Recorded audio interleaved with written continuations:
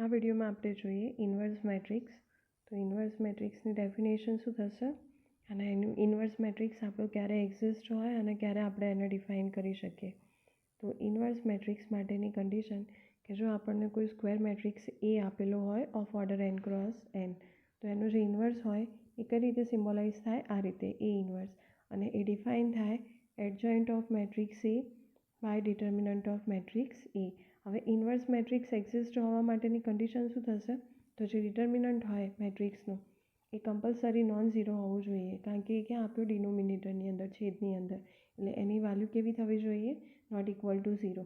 મતલબ કે આપેલો જે મેટ્રિક્સ હોય, આપણો જે મેટ્રિક્સ છે એ કેવો હોવો જોઈએ, આપણે ડેફિનેશનમાં જોઈએ ક્યાં એ નોન સિંગ્યુલર મેટ્રિક્સ. તો એના ડિટર્મિનન્ટની વેલ્યુ કેવી હોય, નોન ઝીરો, અને આપણે એનો ઇન્વર્સ ડિફાઇન કરી શકીએ.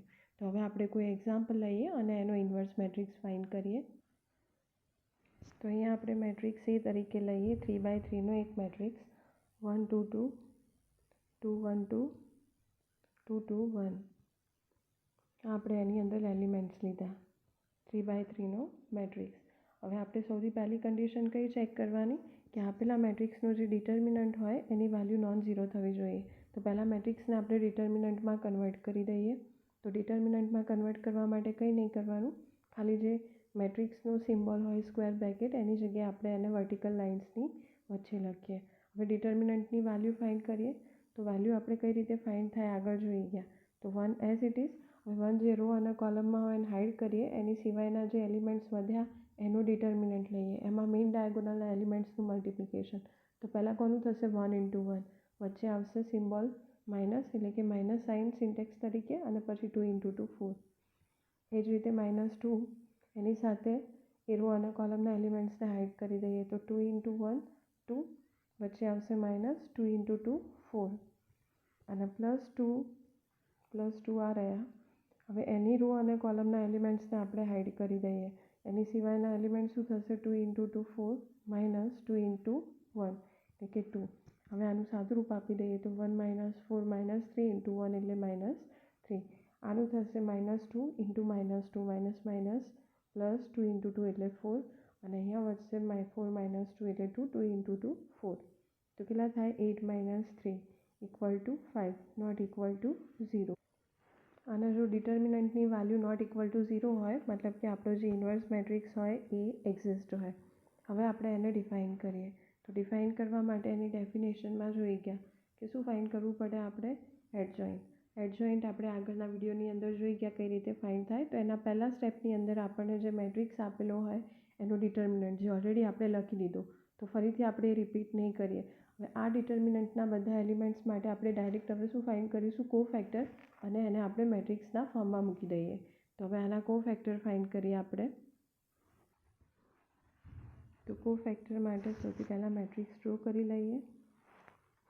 હવે આ 1નો કોફેક્ટર એટલે પહેલાં એનો માઇનર શું થશે, 1 - 1 - 4, અને એનો જે સિમ્બોલ હોય આપણે એક વખત સિમ્બોલ ઉપર લખી દઈએ, plus minus plus minus plus minus plus minus અને પ્લસ.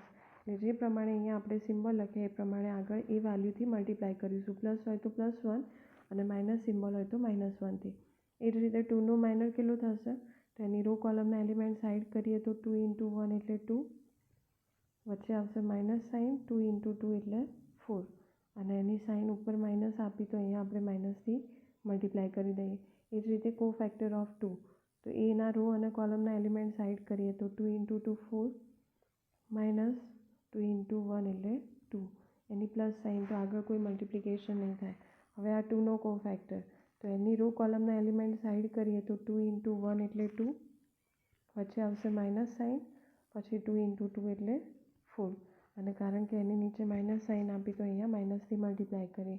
એ જ રીતે કોફેક્ટર ઓફ 1, એની રો અને કોલમના એલિમેન્ટ્સને હાઇડ કરી દઈએ તો 1 × 1 એટલે 1, માઇનસ 1ના હતા ને 2 × 2 કેટલા થશે, 4, અને એની નીચે પ્લસ સાઇન, તો મલ્ટિપ્લિકેશનમાં કોઈ વધારાનું મલ્ટીપ્લાય નહીં કરવાનું. હવે આ 2નો કોફેક્ટર, તો એની રો અને કોલમના એલિમેન્ટ સાઇડ કરીએ તો 1 × 2 એટલે 2, -2 × 2 એટલે 4, અને એની નીચે માઇનસ સાઇન, તો અહીંયા માઇનસ આવશે. આ કોફેક્ટર ઓફ 2 લઈએ, એની રો અને કોલમના એલિમેન્ટ સાઈડ કરીએ તો 2 × 2 એટલે 4 માઇનસ શું આવશે 1 × 2 એટલે 2 અને એની નીચે પ્લસ સાઇન તો મલ્ટિપ્લિકેશનમાં નહીં આવે કંઈ.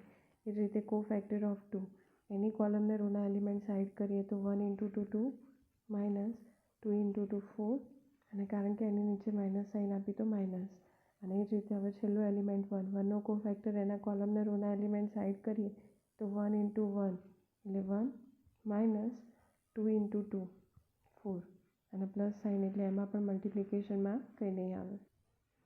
હવે આનું સાદુરૂપ આપી દઈએ તો કેટલા વધશે -3, અહીંયા વધશે -2 માઇનસ +2, અહીંયા પણ કેટલા આવશે 2, અહીંયા આવશે -2 અને માઇનસ એટલે 2, અહીંયા આવશે -3 અને આવશે માઇનસ +2, અહીંયા 2 કે 2, અહીંયા વધશે -+2 અને -3. હવે લાસ્ટ સ્ટેપની અંદર આપણે શું લઈશું એડજોઇન્ટ. તો adjoint of matrix A adjoint of matrix A is equal two શું થાય તો આ જે મેટ્રિક્સ આપણને મળ્યો એનું ટ્રાન્સપોઝ. તો અહીંયા આપણે દરેક રોને એની કોલમના ફોર્મમાં લખી દઈએ તો -3 2 2 એ જ રીતે સેકન્ડ રોના સેકન્ડ કોલમના ફોર્મમાં 2 -3 2 અને લાસ્ટ રો લાસ્ટ કોલમના ફોર્મમાં 2 2 -3. આ થઈ ગયો આપણો એડજોઇન્ટ ઓફ મેટ્રિક્સ અને એ ઇન્વર્સ માટે શું થશે એની ડેફિનેશન પ્રમાણે A inverse is equal to adjoint of A by determinant of A. ડિટર્મિનન્ટની વેલ્યુ આપણને કેટલી મળી હતી તો એ મળ્યા હતા આપણને 5 બરાબર. તો આપણે ડિટર્મિનન્ટની જગ્યાએ એની વેલ્યુ મૂકી દઈએ અહીંયા તો છેદમાં કેટલા આવશે 5, અહીંયા આવશે 5. હવે જો અહીંયા જે બી વેલ્યુ મળતી હોય એ આ નંબરથી ડિવિઝેબલ હોય અને આપણને કોઈ ઇન્ટિજર વેલ્યુ મળતી હોય તો આપણે એને ડિવાઈડ કરવાના, અધરવાઇઝ એને એઝ ઇટ ઇઝ રાખવાના. તો આ થઈ ગયો આપણો ઇન્વર્સ મેટ્રિક્સ. તો ઇન્વર્સ મેટ્રિક્સની સાથે આપણે થોડી ડેફિનેશન જોઈ લઈએ તો એમાં આવશે ઓર્થોગોનલ મેટ્રિક્સ કોને કહેવાય. તો અગેન અહીંયા આપણે કોઈ સ્ક્વેર મેટ્રિક્સ એ લઈએ ઓફ ઓર્ડર n × n. હવે એની માટે જ્યારે આપણે ઇન્વર્સ મેટ્રિક્સ ફાઇન્ડ કરીએ તો A × A ઇન્વર્સ એટલે કે આનું મલ્ટિપ્લિકેશન, એ જ રીતે A ઇન્વર્સ × A જે નોર્મલી ઇક્વલ થતું હોય નહીં પણ અહીંયા એ થઈ જાય અને જો બંનેના મલ્ટિપ્લિકેશન બરાબર આપણને શું મળતું હોય આઇડેન્ટિટી મેટ્રિક્સ, યુનિટ મેટ્રિક્સ. જો આપણી આ કન્ડિશન ફૂલફિલ થતી હોય તો આપેલા સ્ક્વેર મેટ્રિક્સને શું કહેવાશે ઓર્થોગોનલ મેટ્રિક્સ. એ જ રીતે જોઈએ સિમેટ્રિક મેટ્રિક્સ. તો અગેન કોઈ સ્ક્વેર મેટ્રિક્સ આપેલો હોય એ ઓફ ઓર્ડર n × n. હવે એની માટેની કન્ડિશન સિમેટ્રિક મેટ્રિક્સ થવા માટે કે જો આપેલા મેટ્રિક્સનો ટ્રાન્સપોઝ લઈએ અને ટ્રાન્સપોઝ તરીકે આપણને ઓરિજિનલ મેટ્રિક્સ પાછું મળતું હોય તો આ જે મેટ્રિક્સ હોય એને શું કહેવાશે સિમેટ્રિક મેટ્રિક્સ. હવે તમારે એનું એક્ઝામ્પલ લખવું હોય તો કઈ રીતે લખાય તો અહીંયા આપણે 3 × 3નો એક મેટ્રિક્સ લખીએ સિમેટ્રિક મેટ્રિક્સ તરીકે. તો મેટ્રિક્સ લખતી વખતે થોડું ધ્યાન રાખવાનું કે જે પ્રમાણે આપણે રોમાં લખીએ એલિમેન્ટ્સ સેમ એલિમેન્ટ્સ આપણે કોલમની અંદર રિપીટ કરવાના. જેમ કે ફર્સ્ટ રોની અંદર આપણે લઈએ 1 -2 3 તો એના એ જ એલિમેન્ટ્સ આપણે કોલમની અંદર બી લખી દઈશું 1 -2 3. હવે અહીંયા લઈએ 4 5 તો અહીંયા પણ શું આવશે 4 5 અને છેલ્લે એક એલિમેન્ટ -6 લઈ લીધો આપણે આ 3 × 3નો. એટલે જ્યારે આપણે આનો ટ્રાન્સપોઝ લઈએ તો જુઓ તમને સેમ મેટ્રિક્સ પાછો મળે. ટ્રાન્સપોઝ લઈએ એટલે કે એની જે રો હોય એને આપણે કોલમમાં કન્વર્ટ કરીએ તો પહેલી રોને પહેલી કોલમ તરીકે લખીએ, એ જ રીતે સેકન્ડ રોને સેકન્ડ કોલમ તરીકે અને થર્ડ રો થર્ડ કોલમ તરીકે 2 5 -6. તો આના જ મેટ્રિક્સ આપણને પાછો મળ્યો એટલે કે transpose of A is equal to A. આપણી સિમેટ્રિક મેટ્રિક્સની કન્ડિશન ફૂલફિલ થઈ ગઈ. મતલબ કે અહીંયા જે આપણે મેટ્રિક્સ લીધો એને શું કહેવાશે સિમેટ્રિક મેટ્રિક્સ જે અહીંયા આપણે લીધો મેટ્રિક્સ એ. અને નેક્સ્ટ ડેફિનેશન જોઈએ સ્ક્યુ સિમેટ્રિક મેટ્રિક્સ. તો અગેન આપણે કોઈ સ્ક્વેર મેટ્રિક્સ એ લઈએ ઓફ ઓર્ડર n × n. તો એની કન્ડિશન શું થશે તો એના જે પ્રિન્સિપલ ડાયગોનલ એટલે કે મેઇન ડાયગોનલના બધા એલિમેન્ટ્સની વેલ્યુ કેટલી હશે 0 અને બીજી કન્ડિશન એ થાય કે એનો ટ્રાન્સપોઝ લઈએ તો મેટ્રિક્સ એ પાછો મળે પણ એ કેવો થઈ જશે -a. જો આ બંને કન્ડિશન આપણી એક સાથે ફૂલફિલ થતી હોય તો આપેલો જે મેટ્રિક્સ હોય એને શું કહેવાશે સ્ક્યુ સિમેટ્રિક મેટ્રિક્સ. તો હવે આપણે એનું એક્ઝામ્પલ જોઈએ. તો એક્ઝામ્પલ લખતી વખત થોડું તમારે ધ્યાન રાખવાનું. તો અહીંયા આપણે 3 × 3નો અગેન એક મેટ્રિક્સ લઈએ જેની અંદર મેઇન ડાયગોનલના એલિમેન્ટ્સ પહેલાં તો તમારે 0 લખી દેવાના 3 × 3. હવે જે પ્રમાણે આપણે રો વાઇઝ એલિમેન્ટ લઈએ જેમ કે અહીંયા આપણે લીધા ફર્સ્ટ રોની અંદર -1 2 તો એ જ એલિમેન્ટ કોલમ વાઇઝ પણ એના ઓપોઝિટ કરી મૂકવાના. અહીંયા -1 લીધા તો અહીંયા શું લખાશે 1, અહીંયા 2 લીધા તો -2. એ જ રીતે આ બંને પોઝિશન માટે માની લો કે અહીંયા 4 લીધા તો અહીંયા કેટલા લખીશું -4, અને જો અહીંયા 4 લીધા હોય તો અહીંયા શું આવશે -4. તો હવે આપણે આનો ટ્રાન્સપોઝ લઈને કન્ડિશન ચેક કરીએ. મેઇન ડાયાગોનલની અંદર તો આપણે એલિમેન્ટ 0 મૂકી દીધા, પણ જ્યારે ટ્રાન્સપોઝ લઈએ તો એ આપણને -a મળે કે નહીં એ આપણે જોઈ લઈએ. તો હવે આનો ટ્રાન્સપોઝ ફાઇન્ડ કરીએ તો શું થશે, પહેલાં તો રોને કોલમમાં કન્વર્ટ કરીએ.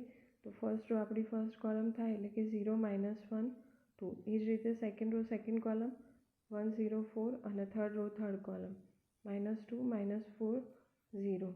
હવે આપણે શું કરીએ તો દરેક રોની અંદરથી આપણે માઇનસ સાઇન કોમન લઈએ. તો ફર્સ્ટ રોમાંથી માઇનસ કોમન લઈએ એટલે અંદરના જે એલિમેન્ટ્સ હોય એ ઓપોઝિટ થઈ જાય. તો 0 -1 2. ફર્સ્ટ રોમાંથી -1 કોમન લીધા. એ રીતે સેકન્ડ રોમાંથી પણ -1 કોમન લઈએ, મલ્ટિપ્લિકેશનમાં આવશે. તો એમાં પણ જે અંદરના એલિમેન્ટ્સ હોય એની સાઇન શું થઈ જાય ઓપોઝિટ. તો 1 0 4, અને એ જ રીતે થર્ડ રોમાંથી આપણે -1 કોમન લીધા. આ ત્રણે કેવી રીતે લખાશે મલ્ટિપ્લિકેશનમાં, એને આપણે આ રીતે લખીશું ઇક્વલ ટુ પહેલી રોમાંથી -1 કોમન, સેકન્ડ રોમાંથી -1, અને થર્ડ રોની અંદરથી -1 કોમન. એટલે સાઇન ઓપોઝિટ થઈ જાય, -2 -4 અને 0. હવે આ ત્રણેયનું મલ્ટિપ્લિકેશન કેટલું લખાશે -1.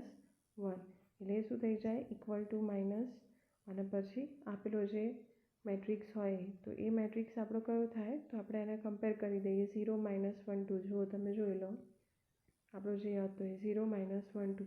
એ જ રીતે એનું સેકન્ડ રો 1 0 4 થશે, આની પણ સેકન્ડ રો શું થશે 1 0 4, અને થર્ડ રો -2 -4 0, અને આની બી થર્ડ રો શું થશે -2 -4 0. તો એ મેટ્રિક્સ આપણને જે મળ્યો એ કયો કહેવાશે મેટ્રિક્સ એ. કોના બરાબર લીધો આપણે ટ્રાન્સપોઝ બરાબર. તો આપણી બંને કન્ડિશન ફૂલફિલ થઈ ગઈ કે પ્રિન્સિપલ ડાયગોનલના બધા એલિમેન્ટ 0 હોય, અને આપેલા મેટ્રિક્સનો જો ટ્રાન્સપોઝ લઈએ તો આપણને -a મળે. તો આપણે જે મેટ્રિક્સ લીધો એને શું કહેવાશે સ્ક્યુ સિમેટ્રિક મેટ્રિક્સ. આપણે ઓરિજિનલ મેટ્રિક્સ તરીકે કયો મેટ્રિક્સ લીધો હતો આ વાળો, આને કહેવાય સ્ક્યુ સિમેટ્રિક મેટ્રિક્સ.